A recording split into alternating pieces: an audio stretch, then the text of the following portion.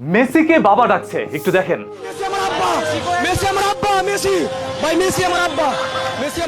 সাংবাদিক যখন তাকে প্রশ্ন করলো তুমি কি নিজের বাবার চাইতে মেসিকে বেশি ভালোবাসো, তখন সে বলল হ্যাঁ আমি নিজের বাবার চাইতে মেসিকে বেশি ভালোবাসি। শুনেন, মেসি আমার আব্বা, মেসি আমার আব্বা। আপনার আসল আব্বাকে বেশি ভালোবাসেন নাকি মেসিকে ভালোবাসেন? মেসি।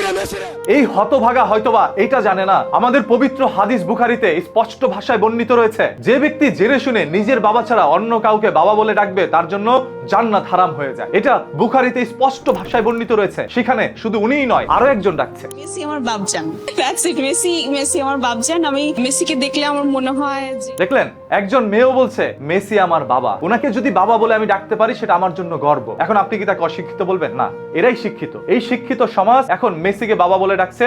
অন্যদিন অন্য কোনো প্লেয়ার যদি মেসির চাইতে ভালো খেলে তাহলে তাকে বাবা বলে ডাকবে। একজন মানুষকে যখন আপনি বাবা বলে ডাকেন, আপনি হয়তোবা ভুলে যান এই বাবার মানে কি, বাবার ব্যাখ্যাটা কি, কেন বাবা বলে ডাকতে হয় একজন পুরুষকে। আপনার জন্মদাতা পিতা, সে আপনাকে জন্ম দিয়েছে, আপনার মায়ের সাথে সহবাস করেছে, শারীরিক সম্পর্ক করেছে, এই কারণে আপনার জন্ম হয়েছে, তাকে আপনি বাবা বলে ডাকছেন। এখন মেসিকে আপনার মায়ের সাথে আপনি শোয়াই দিলেন। এই জন্যই হাদিসে স্পষ্ট ভাষায় বলা হয়েছে জেনে শুনে যদি আপনি অন্য কাউকে বাবা বলে ডাকেন তাহলে আপনার জন্য জান্নাত হারাম হয়ে যায়। এখন আপনাদের তো জান্নাত হারাম হয়ে গিয়েছে। আবার আরেক কুলাঙ্গার বলছে তার বাবার চাইতে বেশি ভালোবাসে, বিশ্বাস করে মেসিকে। নিজের জন্মদাতা পিতা যে নিজে না খাইয়ে শরীরের রক্তকে ঘামে পরিণত করে, মাথার ঘাম পায়ে ফেলে এই তীব্র রোদের মধ্যে পুরো বৃষ্টিতে ভিজে কিছু টাকা উপার্জন করে সেই অন্ন আপনার মুখে দিয়ে আপনাকে বড় করেছে, আপনি সেই বাবার চাইতে নাকি মেসিকে ভালোবাসেন? এর চাইতে নির্লজ্জ, বেহায়া, লম্পট এই পৃথিবীতে আর কে হতে পারে? সাধারণ একটি খেলা, আর্জেন্টিনা, ব্রাজিল বা অন্য কোনো দল ফিফায় খেলছে, আপনি সেটাকে বিনোদন হিসাবে নিতে পারেন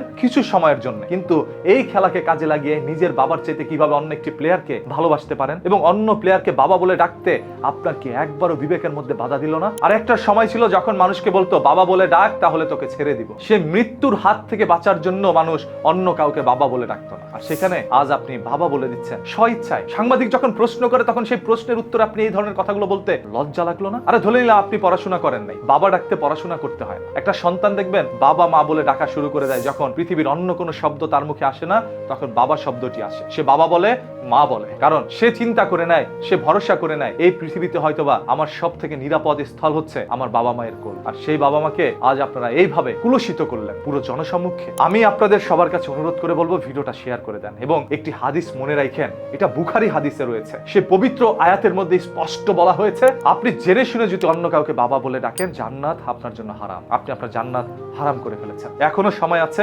আল্লাহ তাআলার কাছে ক্ষমা চান, গোপনে নামাজে আল্লাহ তাআলার কাছে চোখ ভিজিয়ে বারবার ক্ষমা চান, হয়তোবা আল্লাহ আপনাকে ক্ষমা করে দিতে পারেন। আর এই খেলাকে নিয়ে কারো জীবন দিয়ে দিন না। এই নতুন প্রজন্মের কাছে কি আশা করতে পারে এই বাংলাদেশ? এরা এতটাই আবেগপ্রবল যে বিবেককে হার মানিয়ে ফেলছে এবং এই আবেগে কেউ কেউ তার জীবন দিয়ে দিচ্ছে ঘরে ছোট্ট সন্তান রেখে। আমরা এই ধরনের দৃশ্য আর দেখতে চাই না। আপনাদের সবার কাছে অনুরোধ ভিডিওটা শেয়ার করে দেন যাতে করে মানুষ সতর্ক হতে পারে, সঠিক আয়াত জানতে পারে। আর প্রতিদিনের এই ধরনের ঘটনা, দুর্ঘটনা, লুকোনো সত্য জানার জন্য চোখ রাখুন নিউজ কিতে। পেজটাকে এখনই ফলো করে দেন।